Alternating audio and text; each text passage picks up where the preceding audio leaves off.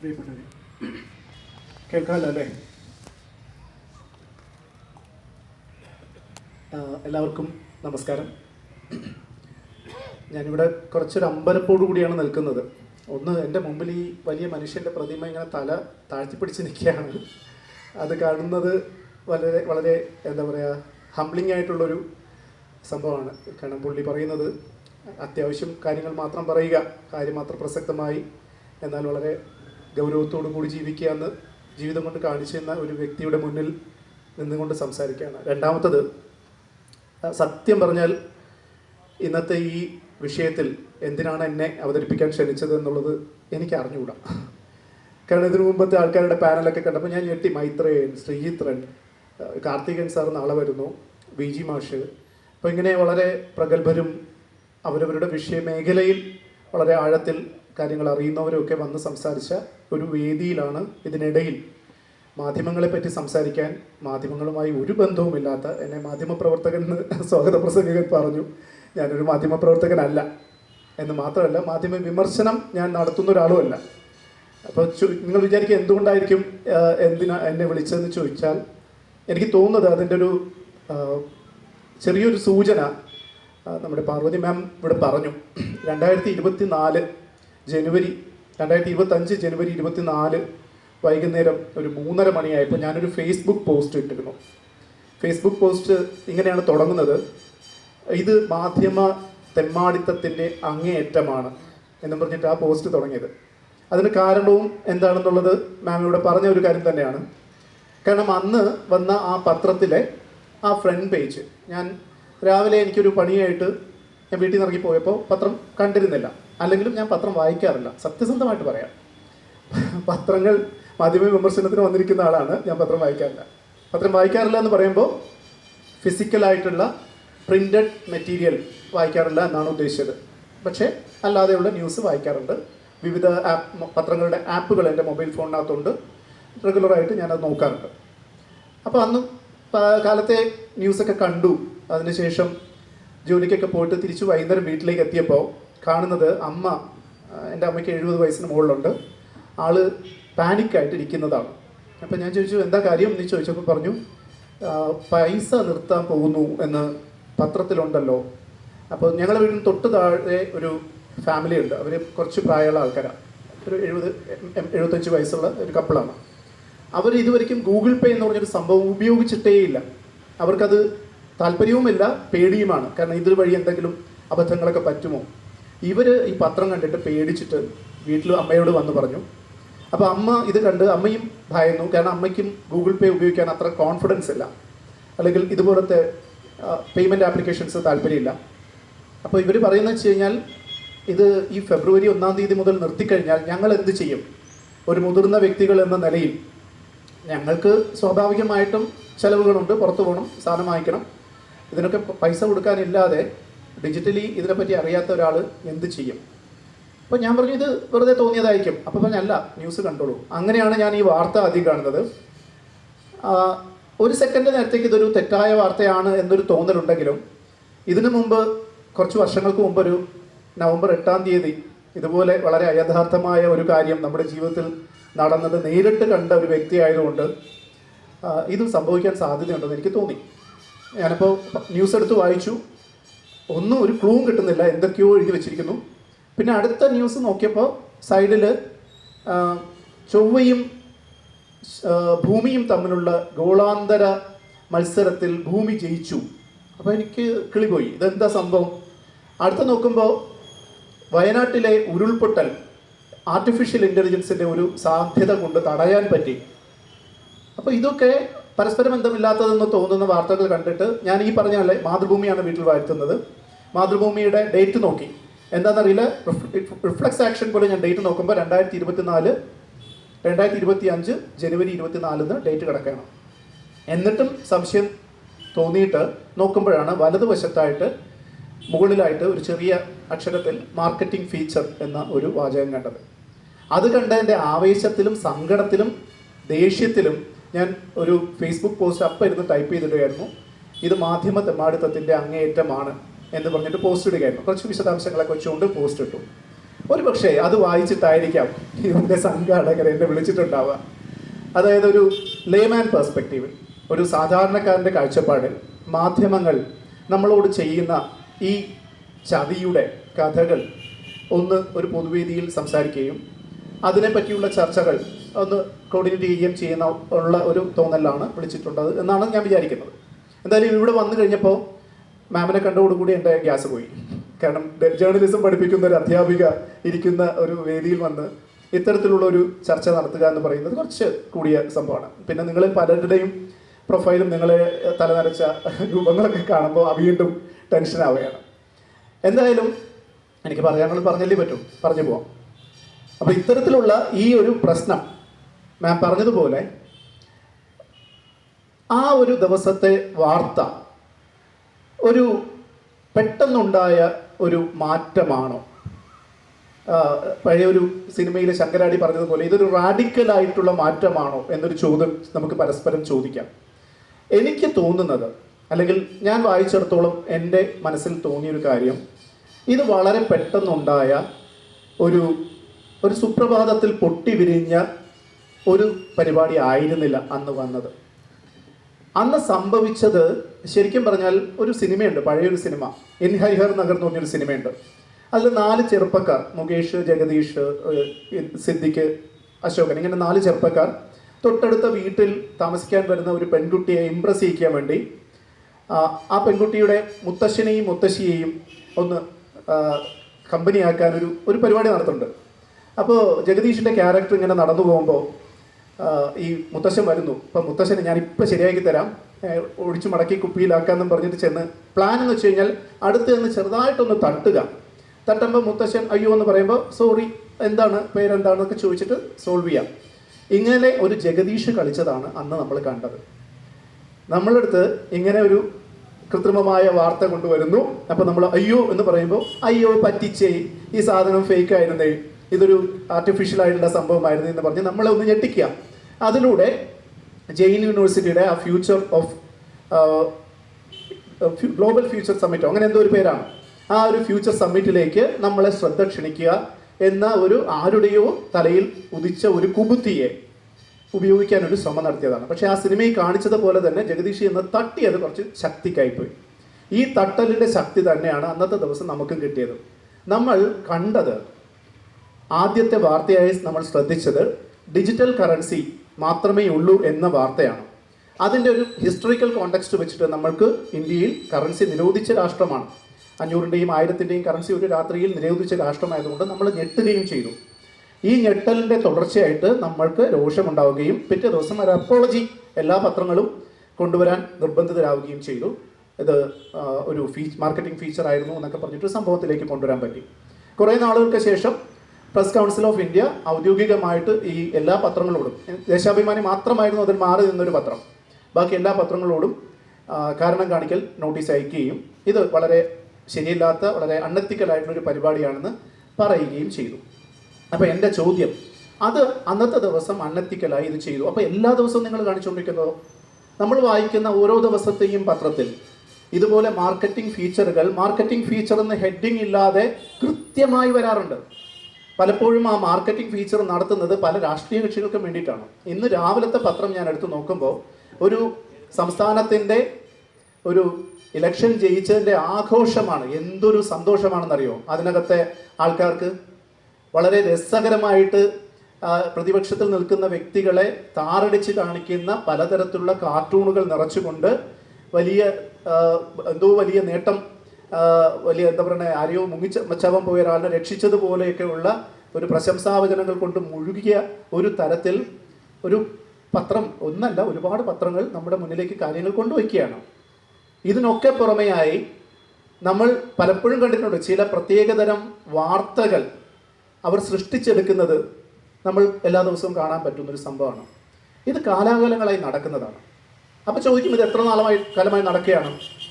നമുക്ക് തോന്നും ഇതൊരു സമകാല പ്രവണതയാണെന്ന്. സമകാലം എന്നുള്ളതിന് എത്ര ദൂരത്തിലേക്ക് എക്സ്റ്റെൻഡ് ചെയ്യാം എന്ന ഒരു കാഴ്ചപ്പാടിൽ ആലോചിക്കുമ്പോൾ ഇത് തുടങ്ങിയിട്ട് കുറച്ച് വർഷങ്ങളായി. ഇന്ത്യയിൽ കൃത്യമായി ഇത് തുടങ്ങിയത് 1990-കൾക്ക് ശേഷമാണ്. 1991 ശേഷമുള്ള എക്കണോമിക് മാറ്റങ്ങൾക്ക് ശേഷം, ആഗോളവൽക്കരണവും ഉദാരവൽക്കരണവും ഒക്കെ നയങ്ങൾ വന്നതിന് ശേഷം മാധ്യമരംഗത്തേക്ക് സ്വകാര്യ കുത്തകകളുടെ കടന്നുകയറ്റത്തിന് ശേഷം മാധ്യമരംഗത്തുള്ള നൈതികത എന്ന ഒരു ആശയം അത്യാവശ്യമില്ലാത്ത ഒന്നാണെന്ന് ഇവർക്ക് മനസ്സിലാക്കുകയും എടുത്ത് മാറ്റിവെക്കുകയും ചെയ്തു എന്ന് വേണമെങ്കിൽ കൃത്യമായിട്ട് പറയാൻ പറ്റും. അതിൻ്റെ തുടർച്ചയായി വളരെ സിസ്റ്റമാറ്റിക്കായി, വളരെ കൃത്യമായി നമ്മുടെ മുന്നിലേക്ക് ഇത്തരത്തിലുള്ള മാനുഫാക്ചേർഡ് ആയിട്ടുള്ള കോണ്ടന്റ്, ഈ മാനുഫാക്ചേർഡ് കോണ്ടന്റ് എന്ന് പറയുമ്പോൾ നിങ്ങൾ പലപ്പോഴും നോം ചോംസ്കിയുടെ മാനുഫാക്ചറിങ് കൺസെന്റ് എന്നുള്ള ഒരു പുസ്തകത്തിനെ പറ്റിയും ഓർമ്മിക്കും. മാനുഫാക്ചറിങ് കൺസെന്റിന് വേണ്ടി മാനുഫാക്ചേർഡ് കണ്ടന്റ് ഉപയോഗിക്കുന്ന ഒരു പ്രത്യേക രാഷ്ട്രീയ വ്യവസ്ഥ നമ്മുടെ ചുറ്റും നിലനിൽക്കുകയാണ് എന്നുള്ളതാണ് വസ്തുത. ഇന്നത്തെ കാലഘട്ടത്തിൻ്റെ മാധ്യമങ്ങളെ പൊതുവായി പരിശോധിച്ച് നോക്കിയാൽ നമുക്ക് മനസ്സിലാക്കാൻ കഴിയുന്ന കുറേ കാര്യങ്ങളുണ്ട്. നമ്മുടെ മാം പറഞ്ഞതുപോലെ മഹാത്മാഗാന്ധിയുടെയൊക്കെ കാലഘട്ടത്തിൽ കൃത്യമായിട്ടും എൻ്റെ പത്രത്തിൽ പരസ്യങ്ങൾ ഉണ്ടാകില്ല എന്ന് ധൈര്യത്തോടു കൂടി ഉദ്ഘോഷിക്കാൻ തയ്യാറായ മഹാത്മാഗാന്ധി ഏതൊരു ദൈവം തമ്പുരാൻ തെറ്റ് ചെയ്താലും ഞാനത് പത്രത്തിൽ എഴുതും എന്ന് പറഞ്ഞ സ്വദേശാഭിമാനി രാമകൃഷ്ണപിള്ളയുടെ കാലഘട്ടത്തിന് ശേഷം ഇന്നത്തെ പത്രം എടുത്തു നോക്കിയാൽ, പത്രം മാത്രമല്ല, പത്രം ഒരു റെപ്രസെൻറ്റേഷനാണ്, അല്ലെങ്കിൽ ഒരു സൂചകം മാത്രമായിട്ട് ഞാൻ കണക്കിലെടുക്കുന്നു. മാധ്യമങ്ങൾ എന്ന് പറയുന്നത് വർത്തമാന പത്രങ്ങൾ മാത്രമല്ല. മാധ്യമങ്ങൾ എന്ന് പറയുന്നതിനകത്ത് ഒരുപാട് തരത്തിലുള്ള ഫോമാറ്റുകൾ നമുക്ക് കാണാൻ പറ്റും. പത്രങ്ങളായിരിക്കാം, വീഡിയോ ചാനലുകളായിരിക്കാം, വീഡിയോയിൽ തന്നെ പലതരം ചാനലുകൾ, ന്യൂസ് ചാനലുകളുണ്ട്, എൻ്റർടൈൻമെൻറ്റ് ചാനലുകളുണ്ട്. ഇതിനു പുറമെ റേഡിയോകളായിരിക്കാം, FM റേഡിയോ അല്ലെങ്കിൽ സാധാരണ മറ്റേ ആകാശവാണി പോലുള്ള റേഡിയോ, അങ്ങനെയുള്ള സംവിധാനങ്ങളൊക്കെ ഉണ്ടായിരിക്കാം. മാഗസിനുകൾ ഉണ്ടാകാം, പബ്ലിഷിംഗ് ഹൗസുകൾ പ്രൊഡ്യൂസ് ചെയ്യുന്ന ഒരുപാട് ലഘുലേഖകളോ അല്ലെങ്കിൽ ഇപ്പോൾ പുസ്തകങ്ങൾ പോലും ആകാം. ഇതൊക്കെ മാധ്യമങ്ങളാണ്. ഈ മാധ്യമങ്ങൾക്കൊക്കെ പുറമെയാണ് ഇപ്പോൾ വന്നിരിക്കുന്ന ഡിജിറ്റൽ മീഡിയ. ഇതെല്ലാം തന്നെ ഇന്ന് നോക്കിക്കഴിഞ്ഞാൽ നമുക്ക് കാണാൻ പറ്റുന്ന ഒരു പ്രത്യേക ചേരുവ എന്ന് പറയുന്നത്, അതിനുള്ളിലെല്ലാം ഒട്ടുമിക്ക ഇത്തരം ഫോമാറ്റുകൾക്കകത്തും 3 കാര്യങ്ങൾ ഒരുമിച്ച് ചേർന്നിരിക്കുന്നു എന്ന് വേണമെങ്കിൽ കാണാം. ഒന്നാമത്തെ കാര്യം കണ്ടന്റ് തന്നെയാണ്. കണ്ടന്റ് ന്യൂസ് പേപ്പറിൻ്റെ കാര്യത്തിൽ പറഞ്ഞാൽ ന്യൂസ്, വാർത്ത.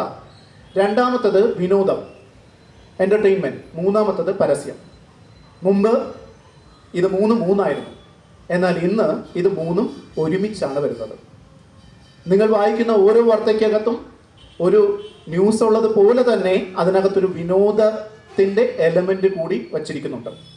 അതിനുള്ളിൽ തന്നെ എംബഡ് ചെയ്തിട്ടുള്ള, ചിലപ്പോൾ എക്സ്പ്ലിസിറ്റ് ആയിരിക്കും, വ്യക്തമായി നമുക്ക് തിരിച്ചറിയാവുന്നതായിരിക്കാം, ചിലപ്പോൾ അങ്ങനെ തിരിച്ചറിയാൻ പറ്റാതെയുള്ള വളരെ സട്ടിലായ സൂക്ഷ്മമായ തലത്തിലെ പരസ്യങ്ങൾ കോർത്തു വച്ചിരിക്കുന്ന ഒരു സംവിധാനമാണ് ഇന്നത്തെ മാധ്യമ എഡിറ്റോറിയലുകൾ പടച്ചുവിടുന്ന ഇത്തരത്തിലുള്ള കണ്ടന്റുകൾ.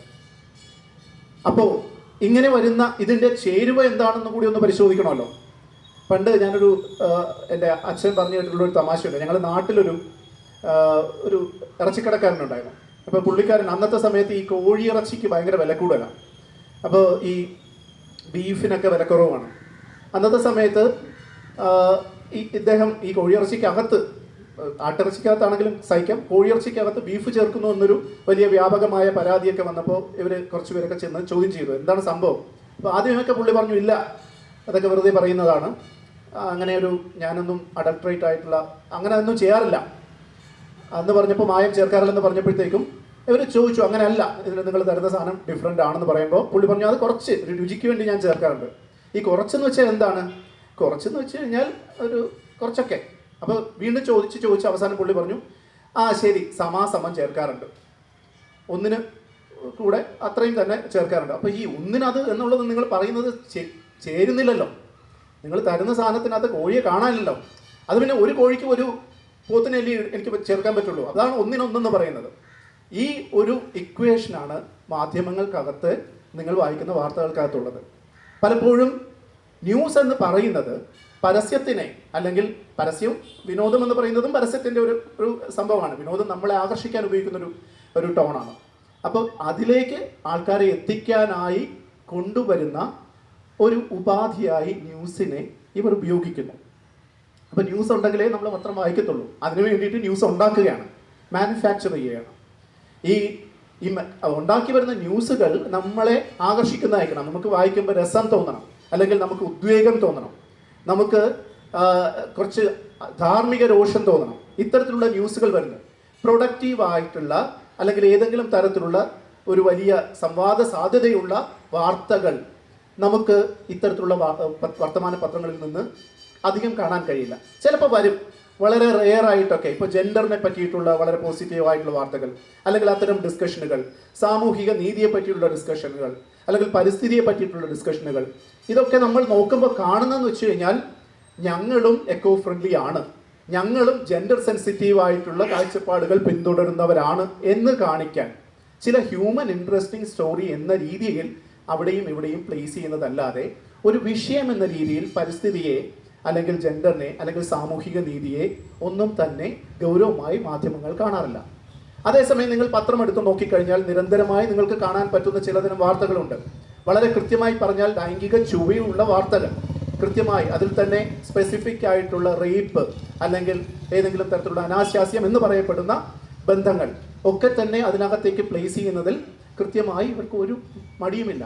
ഇതല്ലെങ്കിൽ അക്രമങ്ങൾ, വയലൻസ്, ഇത്തരത്തിലുള്ള കാര്യങ്ങൾ കൊണ്ടുവയ്ക്കും. ഇതല്ലെങ്കിൽ രാഷ്ട്രീയവുമായി ബന്ധപ്പെട്ട സെൻസേഷണൽ ആയിട്ടുള്ള വാർത്തകൾ. സെൻസേഷണലിസം എന്ന് നമ്മൾ സ്ഥിരമായി പറയുന്ന ഒരു സംഭവത്തിനെ കൃത്യമായ ഒരു രാഷ്ട്രീയ ഉപകരണമാക്കി ഉപയോഗിച്ചുകൊണ്ട് വാർത്തകൾ സൃഷ്ടിക്കുക എന്നുള്ളതാണ് ഇത്തരത്തിൽ ഇന്ന് ഈ കാലഘട്ടത്തിലെ മാധ്യമങ്ങൾ നമുക്ക് ചുറ്റും ചെയ്തുകൊണ്ടിരിക്കുന്നത്. അപ്പോൾ നമുക്ക് തോന്നും, എന്തിനാണ് ഇവരിങ്ങനെ ചെയ്യുന്നത്? നമ്മൾ ഗാന്ധിജിയെ പോലെ, സ്വദേശാഭിമാനി രാമകൃഷ്ണ പിള്ളയെ പോലെ, അല്ലെങ്കിൽ നമുക്ക് തന്നെ ഓർമ്മയുള്ള ഒരുപാട് പ്രഗത്ഭരായ സത്യസന്ധത എന്ന് നമ്മൾ വിചാരിക്കുന്ന പല മാധ്യമ പ്രവർത്തകരെയും കണ്ടുവന്ന ഒരു തലമുറയാണ്.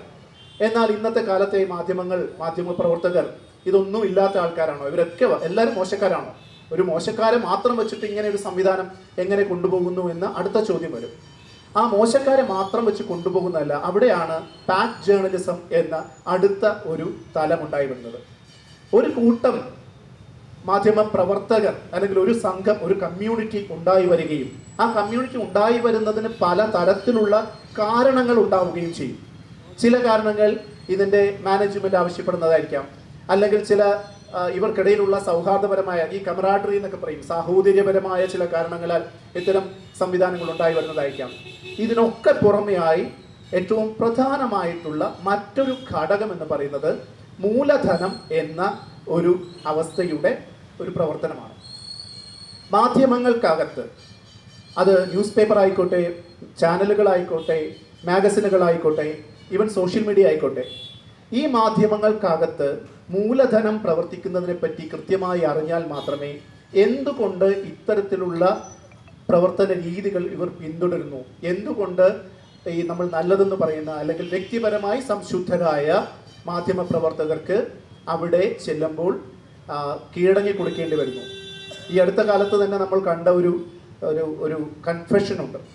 ആ കൺഫെഷൻ ഈ വാളയാർ കേസുമായി ബന്ധപ്പെട്ട് ഒരു മാധ്യമ പ്രവർത്തകർ നടത്തിയ കൺഫെഷനാണ്. അവർ അത്യാവശ്യം കൊള്ളാവുന്ന രീതിയിൽ കാര്യങ്ങൾ അവതരിപ്പിക്കുന്ന, നിലപാടുകൾ ഉയർത്തി പറയാൻ ചങ്കൂറ്റം കാണിക്കുന്ന ഒരു മാധ്യമ പ്രവർത്തകയെന്ന് നമ്മൾ അപ്പോഴും ഇപ്പോഴും ഒക്കെ വിശ്വസിക്കുന്ന ഒരാൾ പറയുകയാണ്, ഞങ്ങൾ അന്ന് ആദ്യം പോയപ്പോൾ തന്നെ ഞങ്ങൾക്ക് സംശയം ഉണ്ടായിരുന്ന ഒരു കാര്യത്തിനെ എഡിറ്റോറിയൽ സംഘത്തിൻ്റെ നിർബന്ധം കാരണം ഞങ്ങൾക്ക് പൂഴ്ത്തി വയ്ക്കേണ്ടി വന്നു എന്ന് മാത്രമല്ല, അതിന് എഗൻസ്റ്റ് ആയിട്ടുള്ള ഒരു സ്റ്റോറി ഞങ്ങൾക്ക് കുക്ക് ചെയ്യേണ്ടി വന്നു എന്ന് സംശുദ്ധരെന്ന് നമ്മൾ വിചാരിക്കുന്ന ഒരു മാധ്യമ പ്രവർത്തകർ കൺഫസ് ചെയ്യുകയാണ്. അപ്പോൾ അതെങ്ങനെയാണ് കൺഫസ് ചെയ്യാൻ നിർബന്ധിതരാകുന്നത്? എഡിറ്റോറിയൽ ബോർഡ് എന്തിനാണ് ഇങ്ങനെ പറയുന്നത്? അതിന് കാരണം അതിനകത്തുള്ള മൂലധന ശക്തികളുടെ പ്രവർത്തനമാണ്. മാധ്യമങ്ങളുടെ ലോകത്ത് നമുക്കറിയുന്നൊരു കാര്യം, ഇന്ന് ഗ്ലോബലി ഏറ്റവും പവർഫുൾ ആയിട്ടുള്ള, ഏറ്റവും ശക്തരായ സംഘങ്ങൾ ആര് എന്ന് ചോദിച്ചു കഴിഞ്ഞാൽ 2 സംഘങ്ങളാണ് എന്ന് വ്യക്തമായി പറയാൻ പറ്റും. ഈ 2 സംഘങ്ങളുടെ കയ്യിലെ ചരടുകൾ അകത്ത് മാത്രമാണ് ഇന്നത്തെ എല്ലാ ഭരണകൂടങ്ങളും ചലിക്കുന്നത്. ഒന്നാമത്തെ സംഘം ടെക്നോളജി കമ്പനികളാണ്. ഞാനൊരു ടെക്നോളജി സെക്ടറിൽ നിന്ന് വരുന്ന ഒരാളായതുകൊണ്ട് കൃത്യമായിട്ട് എനിക്ക് ചൂണ്ടിക്കാണിക്കാൻ പറ്റുന്നത്, ഈ ടെക്നോളജി കമ്പനികൾ പണ്ട് നമ്മൾ മാമ എന്ന് പറയുന്ന ഒരു ഗ്രൂപ്പ് ഓഫ് കമ്പനികൾ, ഇപ്പോൾ അതിന് പല പല പേരുകൾ പറയും, എങ്കിലും പ്രധാനമായിട്ട് പറയാൻ പറ്റുന്നത് ഒന്ന് മൈക്രോസോഫ്റ്റ്, ആമസോൺ, ആപ്പിൾ, മെറ്റ എന്ന് വെച്ച് കഴിഞ്ഞാൽ നമ്മുടെ ഫേസ്ബുക്കിൻ്റെ മാതൃ കമ്പനി, ആൽഫബറ്റ് എന്ന് വെച്ചാൽ ഗൂഗിളിൻ്റെ മാതൃ കമ്പനി, ഇങ്ങനെയുള്ള കുറച്ച് കമ്പനികളും, ഇപ്പോൾ NVIDIA എന്ന് പറഞ്ഞൊരു കമ്പനി അതിൻ്റെ കൂട്ടത്തിൽ ചേർന്നിട്ടുണ്ട്, നെറ്റ്ഫ്ലിക്സ് കൂടെ ചേർന്നിട്ടുണ്ട്. ഇങ്ങനെയുള്ള കുറച്ച് ടെക്നോളജി ഓറിയൻറ്റഡ് കമ്പനികളാണ് ലോകത്തിലെ ഏറ്റവും പവർഫുൾ ആയിട്ടുള്ള, ഏറ്റവും ശക്തരും ഏറ്റവും സമ്പന്നരുമായിട്ടുള്ള ഒരു സംഘം. ഈ സംഘത്തിന് ഒപ്പം തന്നെ പവർഫുൾ ആയിട്ടുള്ള രണ്ടാമതൊരു സംഘം എന്ന് പറയുന്നത് മാധ്യമങ്ങളാണ്. മാധ്യമങ്ങൾ നമ്മൾ നോക്കുകയാണെങ്കിൽ ലോകത്തുള്ള എല്ലാ പത്രങ്ങളുടെയും, എല്ലാ പത്രങ്ങൾ എന്ന് പറയുമ്പോഴും ഒന്ന് ആലോചിക്കണം, ഇന്ത്യക്കകത്ത് മാത്രം 1,00,000-ൽ പരം പത്രങ്ങളുണ്ട്. ഇന്ത്യ എന്ന ഒരു രാജ്യത്ത് മാത്രം. അപ്പോൾ ഈ ലോകം മുഴുവൻ എത്ര പത്രങ്ങളുണ്ടാവും? എത്രത്തോളം ചാനലുകളുണ്ടാവും? എത്രത്തോളം മാഗസിനുകളും അല്ലെങ്കിൽ മറ്റു തരത്തിലുള്ള സോഷ്യൽ മീഡിയ സംവിധാനങ്ങളും ഒക്കെ ഉണ്ടാവും? ഇതിൻ്റെ മുഴുവൻ ഓൾമോസ്റ്റ് ഒരു സിംഹഭാഗവും കൈയടക്കി വെച്ചിരിക്കുന്നത് 6 കമ്പനികളാണ്. ഈ 6 കമ്പനികളിൽ 4 അമേരിക്കൻ ബേസ്ഡ് ആയിട്ടുള്ള കമ്പനികളാണ്. കോംകാസ്റ്റ്, വയാകോം, അതുപോലെ AT&T, പിന്നെ ഫോക്സ് ന്യൂസ്, പിന്നെ വരുന്നതെന്ന് വെച്ച് കഴിഞ്ഞാൽ ന്യൂസ് കോർപ്പറേഷൻ, പിന്നെ ഒരു ജർമ്മൻ ഒരു കമ്പനിയുണ്ട്.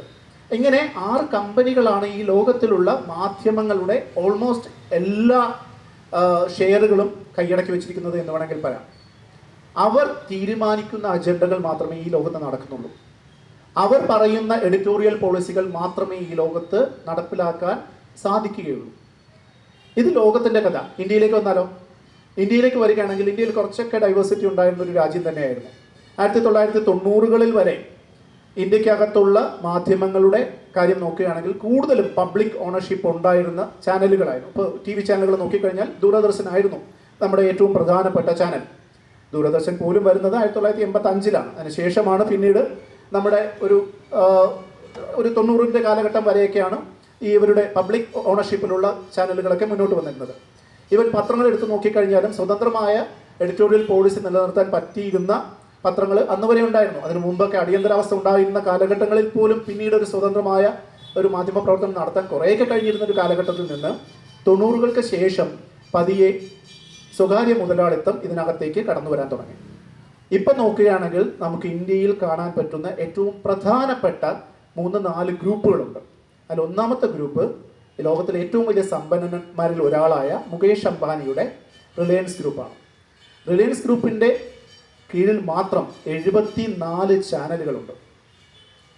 റിലയൻസ് ഗ്രൂപ്പ് ചാനലുകളിൽ മാത്രമല്ല ഇൻവെസ്റ്റ് ചെയ്യുന്നത്. ചാനലുകളിൽ ഇൻവെസ്റ്റ് ചെയ്യുന്നുണ്ട്, ഓൺലൈൻ പ്ലാറ്റ്ഫോമുകൾ OTT പോലുള്ള പ്ലാറ്റ്ഫോമുകളിൽ ഇൻവെസ്റ്റ് ചെയ്യുന്നുണ്ട്, സോഷ്യൽ മീഡിയ പ്രസൻസ് അവർക്കുണ്ട്, പത്രങ്ങളിൽ ഇൻവെസ്റ്റ് ചെയ്യുന്നുണ്ട്.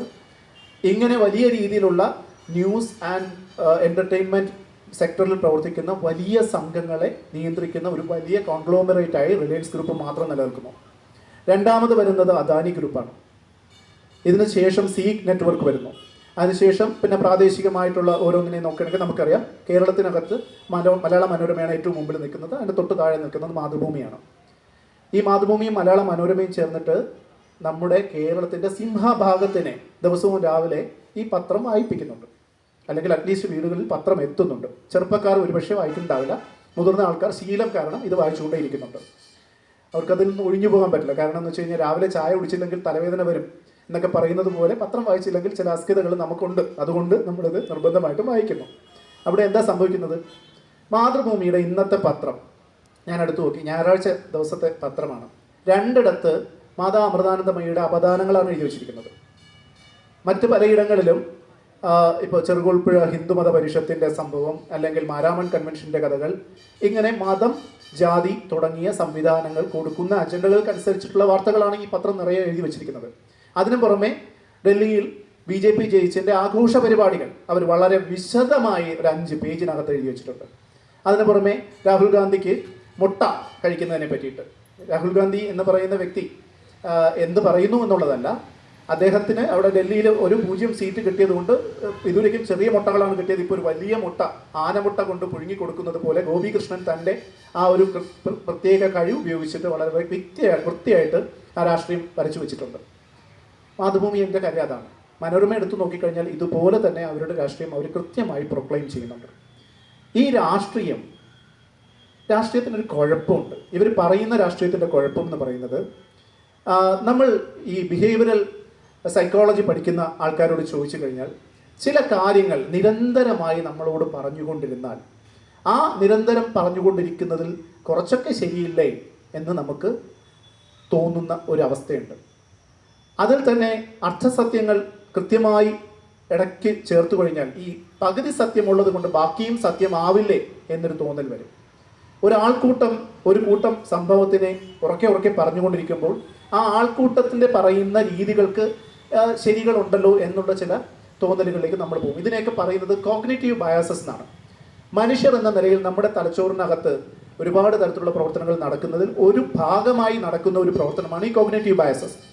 മലയാളത്തിൽ പറഞ്ഞാൽ ബൗദ്ധിക ചായ്വുകൾ. ഈ ബൗദ്ധിക ചായ്വുകൾ നമ്മളിലേക്ക് പെട്ടെന്ന് തീരുമാനമെടുക്കാൻ നമ്മളെ പ്രേരിപ്പിക്കും. കാരണം അതിനൊരു ചരിത്രപരമായ അല്ലെങ്കിൽ പരിണാമപരമായ ഒരു റീസൺ കൂടെ ഉണ്ട്. നമ്മളൊക്കെ നമ്മുടെ തലച്ചോറിനെ പരിശോധിച്ച് നോക്കുകയാണെങ്കിൽ തലച്ചോറിനകത്ത് പല ഘട്ടങ്ങളിൽ വികസിച്ചു വന്ന തലച്ചോറിൻ്റെ ഭാഗങ്ങൾ കാണാം. അതിലെ പുരാതനമായ തലച്ചോർ എന്ന ഭാഗത്തിന് ഒരു പ്രധാന ധർമ്മം എന്ന് പറയുന്നത് സർവൈവ് ചെയ്യുക എന്നുള്ളതാണ്. സർവൈവ് ചെയ്യുക, പ്രൊക്രിയേറ്റ് ചെയ്യുക, അതുപോലെ ഭക്ഷണം കണ്ടെത്തുക. ഭക്ഷണം കണ്ടെത്തൽ സർവൈവലിൻ്റെ ഭാഗമാണ്. അപ്പോൾ അതിൻ്റെ തന്നെ ഭാഗമാണ് മേറ്റിനെ കണ്ടെത്തുക, അപകടങ്ങളിൽ നിന്ന് ഒഴിഞ്ഞു നിൽക്കുക. അപ്പോൾ ഇങ്ങനെ ഒരു കാലഘട്ടത്തിൽ നമ്മൾ പണ്ട് ഗുഹാവാസികളൊക്കെ ആയിരിക്കുന്ന സമയത്ത് പെട്ടെന്നൊരു കടുവ വരുന്നു എന്നൊരാൾ പറഞ്ഞിട്ട് ഓടിപ്പോവുകയാണെങ്കിൽ നമ്മൾ ചിന്തിക്കാൻ നിൽക്കില്ല. ചിന്തിക്കാൻ നിന്ന് കഴിഞ്ഞാൽ ചിലപ്പോൾ ആക്ച്വലി കടുവ ഉണ്ടെങ്കിൽ വന്ന് കടിച്ചിട്ട് പോകും. അതുകൊണ്ട് നമ്മുടെ തലച്ചോറ് ഒരു ഷോർട്ട് കട്ട് കണ്ടെത്തുന്നു. മാത്രമല്ല തലച്ചോറ് പ്രവർത്തിപ്പിക്കാൻ അത്യാവശ്യം എനർജി വേണം. ഒരു ഹ്യൂമൻ ബോഡിയിൽ ഏറ്റവും കൂടുതൽ എനർജി വേണ്ട ഒരു അവയവമാണ് തലച്ചോറ്. അതുകൊണ്ട് തന്നെ ഏറ്റവും മിനിമൽ എഫർട്ടിൽ, ഏറ്റവും മിനിമൽ കോസ്റ്റിൽ പെട്ടെന്ന് തീരുമാനമെടുക്കാൻ സ്വാഭാവികമായി പരുവപ്പെടുത്തപ്പെട്ട ഒരു സ്പീഷീസാണ് മനുഷ്യൻ. ഈ സ്വാഭാവികമായി എടുക്കുന്ന തീരുമാനങ്ങൾ പലപ്പോഴും ശരിയാകണം എന്നില്ല. അങ്ങനെ എടുക്കുന്ന തീരുമാനങ്ങളെ വീണ്ടും അപഗ്രഥിച്ച് അതിൽ നിന്ന് ശരിയെ കണ്ടെത്തുക എന്ന് പറയുന്നത് എഫർട്ട് വേണ്ട അസ്വാഭാവികമായ ഒരു പ്രവർത്തനമാണ്. ശാസ്ത്ര സാഹിത്യ പരിഷത്തിൻ്റെ പ്രവർത്തകരാണ് ഇവിടെ ഇരിക്കുന്നതിൽ കൂടുതലും എന്നുള്ളത് കൊണ്ട് തന്നെ നമ്മൾ പറയുന്ന ശാസ്ത്രബോധം സ്വാഭാവികമായ ഒരു കാര്യമല്ല. ശാസ്ത്രബോധത്തിന് എഫർട്ട് ഇടണം. ശാസ്ത്രബോധം സ്വാഭാവികമായിട്ട് ഒരു മനുഷ്യന് ഉണ്ടായി വരുന്ന വളരെ നാച്ചുറലായൊരു പ്രോസസ്സായിരുന്നെങ്കിൽ ഈ ലോകത്തുള്ള എല്ലാ മനുഷ്യരും ശാസ്ത്രബോധമുള്ളവരായിട്ട് മാറിപ്പോയേനെ. അങ്ങനെ അല്ലാതാവുന്നതിൻ്റെ കാരണം ഈ എഫർട്ട് ഇടാൻ ബോധപൂർവം നമ്മൾ എടുക്കുന്ന തീരുമാനം നമ്മൾ ഡേ ടു ഡേ ആക്ടിവിറ്റീസിൽ ഓരോ കൊച്ചു കാര്യങ്ങൾക്കകത്തും ഇപ്പം ഞാൻ പറഞ്ഞുകൊണ്ടിരിക്കുന്നത് തന്നെ നിങ്ങൾ കേട്ടുകൊണ്ടിരിക്കുമ്പോൾ നിങ്ങൾ അബോധത്തിൽ കുറേയൊക്കെ അങ്ങ് സ്വാംശീകരിക്കുന്നുണ്ട്. അതിനെ ചോദ്യം ചെയ്യുക എന്ന് പറയുന്നത് നമ്മൾ എഫർട്ട് ഇട്ട് ചെയ്യേണ്ട ഒരു കാര്യമാണ്. ഇത് ചെയ്യാൻ പറ്റാത്ത രീതിയിൽ നിരന്തരമായി ഇൻഫർമേഷൻ നമ്മുടെ തലയിലേക്ക് അടിച്ചേൽപ്പിച്ചു കഴിഞ്ഞാൽ അതിനോടൊപ്പം നമ്മുടെ കോഗ്നിറ്റീവ് ബയാസുകൾ കൂടി വരുമ്പോൾ സ്വാഭാവികമായും നമ്മളിത് വിശ്വസിക്കാൻ തുടങ്ങും. വലതുപക്ഷവൽക്കരണം എന്ന് പറയുന്ന പ്രവർത്തനം ഇതാണ്. ചിന്തിക്കാതാക്കുക മനുഷ്യരെ, സമൂഹങ്ങളെ ചിന്തിക്കാതാക്കുക. ആ ചിന്തിക്കാതിരിക്കുന്ന മനുഷ്യർക്കിടയിലേക്ക് തങ്ങൾക്ക് ആവശ്യമുള്ള അജണ്ടകളെ കൃത്യമായി പ്ലേസ് ചെയ്യുക എന്ന് പറയുന്ന ഒരു പ്രോസസ്സാണ് വലതുപക്ഷവൽക്കരണം. ഈ വലതുപക്ഷവൽക്കരണമാണ് നമ്മുടെ മാധ്യമങ്ങൾ നിരന്തരമായി ചെയ്തുകൊണ്ടിരിക്കുന്നത്. അപ്പോൾ ഇതിൻ്റെ കുഴപ്പം എന്താ? ഇതെങ്ങനെ നമുക്ക് അഡ്രസ്സ് ചെയ്യാൻ പറ്റുക? അഡ്രസ്സ് ചെയ്യാൻ പറ്റുന്നത് അത്ര എളുപ്പമുള്ള കാര്യമല്ല. അഡ്രസ്സ് ചെയ്യണമെങ്കിൽ ഈ പറയുന്ന വലതുപക്ഷവൽക്കരണത്തിൻ്റെ സ്പെസിഫിക് ആയിട്ടുള്ള എക്സാമ്പിളുകൾ ഓരോ ദിവസം പത്രം വായിക്കുമ്പോഴും ബോധപൂർവം, അതായത് പകുതി ഉറക്കത്തിൽ എഴുന്നേറ്റ് വന്നൊരു ചായയും കുടിച്ച് നമ്മൾ പത്രമെടുത്ത് ലാവിഷായിട്ട് നോക്കുന്ന സമയത്ത് തലച്ചോറ് പ്രവർത്തിച്ചു തുടങ്ങണം. എളുപ്പമാണോ? അല്ല. ഇതറിയുന്നത് കൊണ്ടാണ് മാധ്യമങ്ങൾ കൃത്യമായി ചായയോടൊപ്പം ഒരു പത്രം എന്ന് പറയുന്നത്, നിങ്ങൾ ഉച്ചയ്ക്ക് പത്രം വായിക്കേണ്ട, വെളുപ്പാങ്കാലത്തെ പത്രം വായിക്കാൻ പറയുന്നതിൻ്റെ കാരണങ്ങളിലൊന്ന് ഇതുകൂടിയാണ്. ചിന്തിക്കരുത്. ഈ മൂലധന താല്പര്യങ്ങൾ ഇന്ത്യക്കകത്ത് അദാനിയും അംബാനിയും തീരുമാനിക്കുമ്പോൾ ഗ്ലോബലി റൂബർട്ട് മർഡോക്കും അല്ലെങ്കിൽ സീനെറ്റ് വയാക്കോമും കോംകാസ്റ്റും ഒക്കെ തീരുമാനിക്കുമ്പോൾ കേരളത്തിനകത്ത് മാതൃഭൂമിയുടെയും മനോരമയുടെയും ഒക്കെ മാനേജ്മെൻറ്റുകൾ ഇത്തരം കൃത്യമായ താല്പര്യങ്ങൾ നമ്മളിലേക്ക് എത്തിക്കാൻ കൃത്യമായി ശ്രമിച്ചുകൊണ്ടിരിക്കുന്നു. അടുത്ത ഒരു തലം എന്ന് പറയുന്നത് ഇത്തരത്തിൽ മാധ്യമങ്ങൾ നമുക്ക് മുന്നിലേക്ക് കൊണ്ടെത്തിക്കുന്ന ഈ വിവരങ്ങൾ വ്യക്തികൾ എന്ന രീതിയിൽ നമ്മൾ എങ്ങനെ സ്വാംശീകരിക്കുന്നു എന്നുള്ളതാണ്. മാധ്യമങ്ങളുടെ ആ ഒരു സ്വാംശീകരണം നമ്മൾ തലമുറകളെ വെച്ച് നോക്കുമ്പോൾ പ്രത്യേകമായി കാണേണ്ട ഒരു കാഴ്ച എന്ന് പറയുന്നത് ചെറുപ്പക്കാർ എന്ന ഒരു ഗ്രൂപ്പ് ഓഫ് ആൾക്കാർ നമ്മൾ ഉദ്ദേശിക്കുന്ന മാധ്യമങ്ങൾക്കല്ല അവർ കീഴ്പ്പെടുന്നത്. അവരും കീഴ്പ്പെടുക തന്നെയാണ്. പക്ഷെ അവർ കാണുന്നത് ഇത്തരത്തിലുള്ള മലയാള മനോരമയോ മാതൃഭൂമിയോ മാധ്യമമോ ഒന്നുമല്ല. അവരൊരുപക്ഷെ ഏറ്റവും ഒടുവിൽ അവർ എത്തിച്ചേരുന്നത് ഇത്തരത്തിലുള്ള സംവിധാനങ്ങളിലേക്കായിരിക്കാം. ഇപ്പോൾ കഴിഞ്ഞ വർഷത്തെ ഈ മാധ്യമങ്ങളുടെ നേരത്തെ മാം തന്നെ പറഞ്ഞിട്ടുള്ളതുപോലെ പരസ്യം എന്ന് പറയുന്നതാണല്ലോ അവരുടെ ഒരു ബിസിനസ് മോഡൽ. അവരുടെ റവന്യൂ മോഡൽ എന്ന് പറയുന്നത് പരസ്യങ്ങളാണ്. ഈ റവന്യൂ മോഡൽ എടുത്ത് നോക്കിക്കഴിഞ്ഞാൽ ഇന്ത്യക്കകത്ത് ടോട്ടലി മാധ്യമങ്ങൾക്ക് കിട്ടുന്ന പരസ്യത്തിൻ്റെ ഒരു തുക എന്ന് പറയുന്നത് 1,00,000 കോടി രൂപയാണ് ഒരു വർഷം.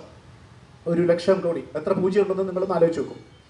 ഈ 1,00,000 കോടി രൂപയുടെ 41% കഴിഞ്ഞ വർഷം വരെ ഡിജിറ്റൽ മീഡിയകൾ അതിനകത്ത് സ്പേസ് ഉണ്ടായിരുന്നത്. ഈ കഴിഞ്ഞ വർഷം എന്ന് പറയുമ്പോൾ അതിന് മുമ്പത്തെ ഒരു 5 കൊല്ലം മുമ്പ് ഈ ഡിജിറ്റൽ മീഡിയകളുടെ സാന്നിധ്യം വളരെ പരിമിതമായിരുന്നു.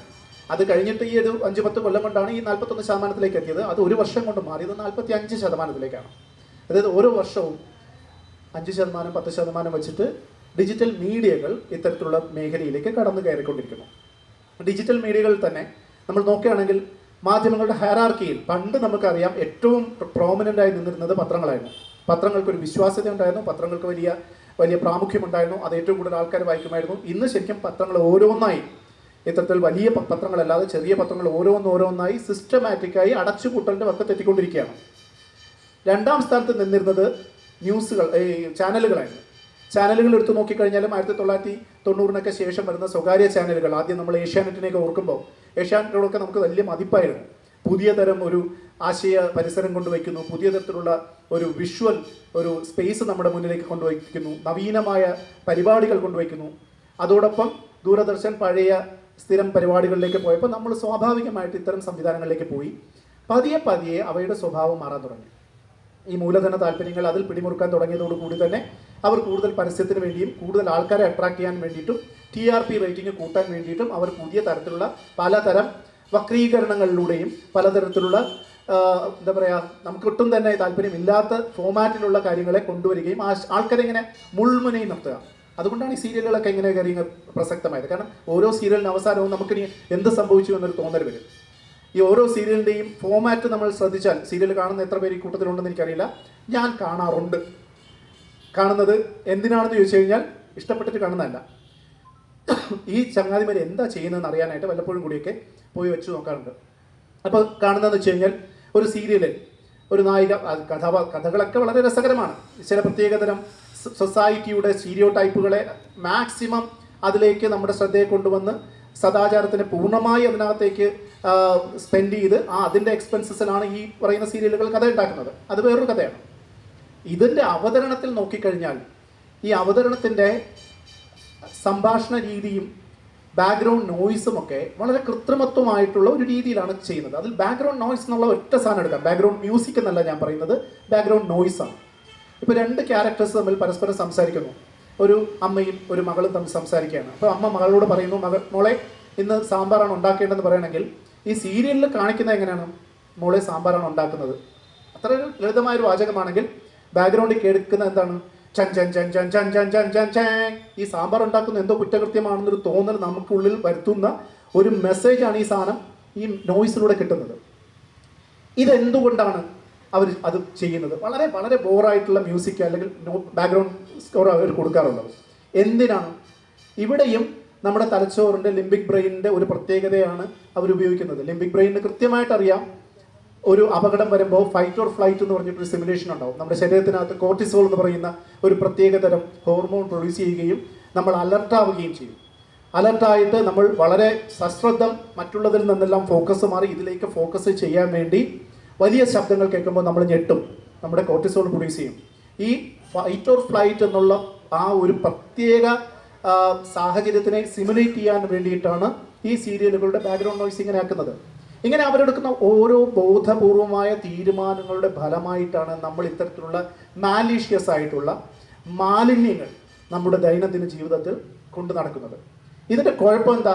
ഇത് തലമുറകളെ കൃത്യമായി ബാധിക്കാറുണ്ട്. ഇതിലൊരു മുതിർന്നയാൾ സീരിയൽ കാണുന്നത് പോലെയല്ല ഒരു കുട്ടി സീരിയൽ കാണുന്നത്. മുതിർന്നയാളിനെ സീരിയൽ കണ്ട ആ സമയത്തിന് ശേഷം അയാൾക്ക് റിലാക്സ് ചെയ്യാൻ അറിയാം. ഒരു കുട്ടിയെ സംബന്ധിച്ചിടത്തോളം ആ സമയം വളരെ കൃത്യമായി ആ കുട്ടി നമ്മളെപ്പോലെ തന്നെ അലർട്ടാവും. പക്ഷെ അപ്പോൾ സംഭവിക്കുന്ന എന്താണ്? കുട്ടിയുടെ വളർച്ചയുടെ മറ്റെല്ലാ ഘടകങ്ങളും സ്റ്റോപ്പ് ചെയ്യപ്പെടുകയാണ് ഒരു സെക്കൻഡ് നേരത്തേക്ക്.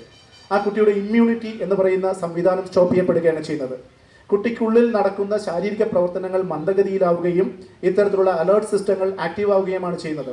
നിരന്തരമായി ഇത്തരം ബാക്ക്ഗ്രൗണ്ട് നോയ്സുകൾ കേട്ടുകൊണ്ടിരിക്കുന്ന ഒരു കുട്ടി സ്വാഭാവികമായും വളർച്ചയുടെ തലത്തിൽ പലതരത്തിലുള്ള പരിമിതികൾ അനുഭവിക്കുന്ന ഒരാളായി മാറുന്നതിൽ ഒരു തെറ്റും നമുക്ക് പറയാൻ പറ്റില്ല.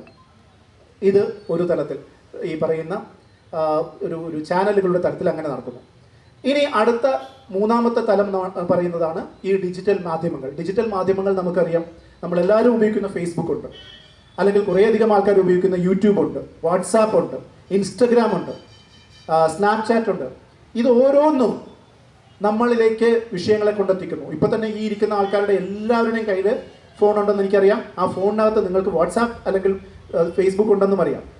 ഫേസ്ബുക്ക് എടുത്തിട്ട് നിങ്ങൾ ആ ഫേസ്ബുക്കിൽ നിങ്ങളുടെ പേജ് നോക്കിക്കഴിഞ്ഞാൽ നിങ്ങൾക്കൊരു പക്ഷേ അത്ഭുതം തോന്നും.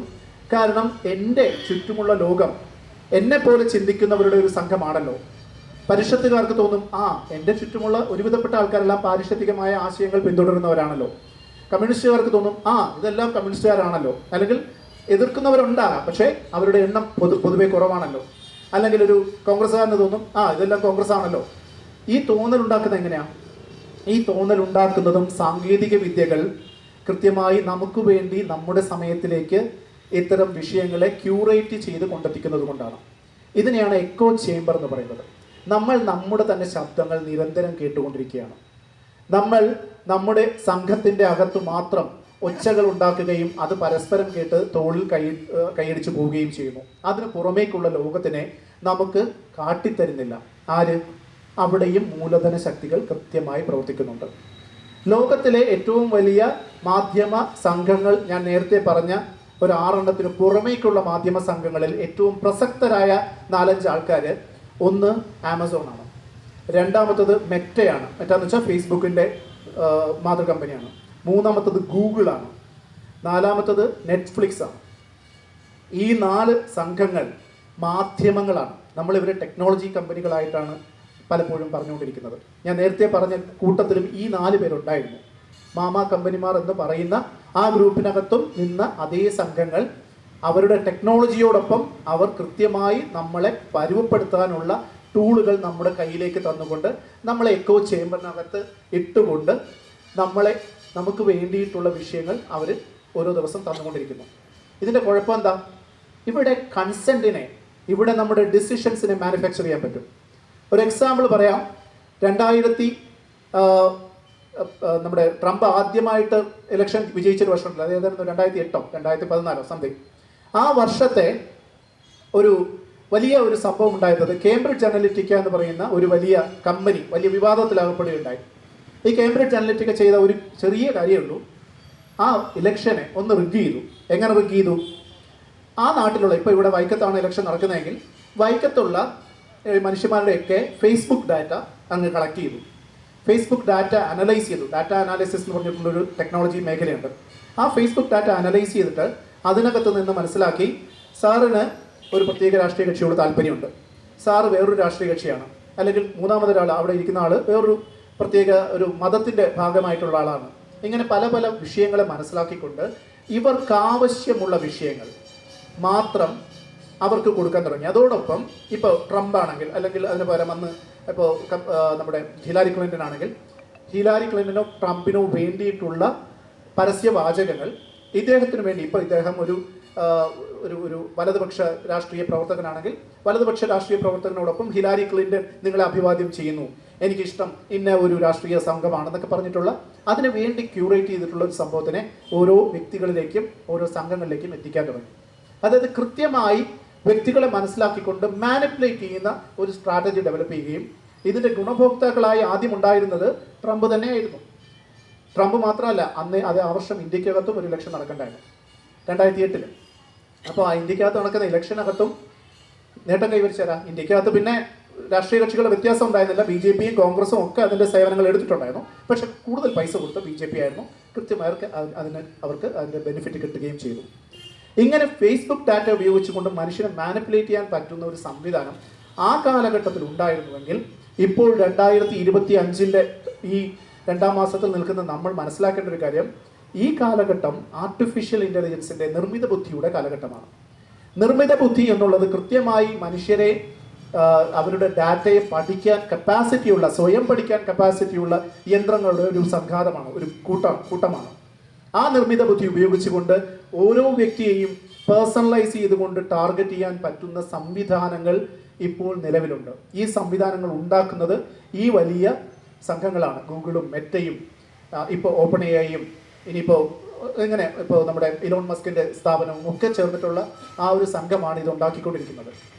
അവർക്ക് കൃത്യമായി നമ്മളെ ടാർഗറ്റ് ചെയ്യാനും നമ്മളെ മാനിപ്പുലേറ്റ് ചെയ്യാനും പറ്റും. ഇങ്ങനെ അൽഗോരിതങ്ങൾ ക്യൂറേറ്റ് ചെയ്യുന്ന, അൽഗോരിതങ്ങളാൽ നിയന്ത്രിക്കപ്പെടുന്ന ഡെമോക്രസിയെ അൽഗോക്രസി എന്ന് പറയും. ഈ അൽഗോക്രസിയുടെ പ്രധാന ഉപകരണങ്ങൾ എന്ന് പറയുന്നത് മാധ്യമങ്ങളാണ്. മാധ്യമങ്ങളിലൂടെയാണ്, സോഷ്യൽ മീഡിയ മാധ്യമങ്ങൾ സ്പെസിഫിക് ആയിട്ട്, അതിലൂടെയാണ് ഇത്തരം അൽഗോക്രസികൾ പ്രവർത്തിക്കുന്നത്. ഇത് എങ്ങനെ നമ്മൾ പ്രതിരോധിക്കും? എനിക്ക് ഉത്തരവൊന്നുമില്ല.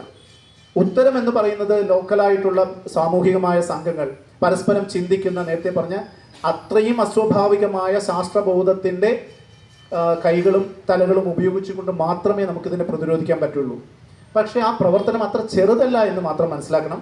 കാരണം ഇതങ്ങ് ഏതോ ഒരു സിനിമയ്ക്കകത്ത് നമ്മുടെ പ്രതാപചന്ദ്രൻ പറയുന്നുണ്ട്, എനിക്കങ്ങ് ഡൽഹിയിൽ മുണ്ടടാ പിടി എന്ന് പറയുന്ന പോലെ അങ്ങ് വാഷിങ്ടൺ DC മുതൽ ഇങ്ങ് വൈക്കം വരെ നീണ്ടു നിൽക്കുന്ന വലിയ ഒരു സംഘത്തിൻ്റെ ഒരുപാട് കൈകളും ഒരുപാട് പ്രവർത്തന ശൈലികളും ഫോർമാറ്റുകളുമുള്ള വലിയ ഒരു വലതുപക്ഷ സംഘത്തിൻ്റെ മുന്നിലാണ് നമ്മൾ നമ്മുടെ പ്രതികരണങ്ങളെ കൊണ്ടുവയ്ക്കാനുള്ളത്, നമ്മൾ പ്രതിരോധിക്കേണ്ടത്. ഇതിന് നമുക്ക് കഴിയുമോ എന്നുള്ള ഒരൊറ്റ ചോദ്യം മാത്രം ചോദിച്ചുകൊണ്ട് ഞാൻ എൻ്റെ വാക്കുകൾ അവസാനിപ്പിക്കുകയാണ്. നന്ദി.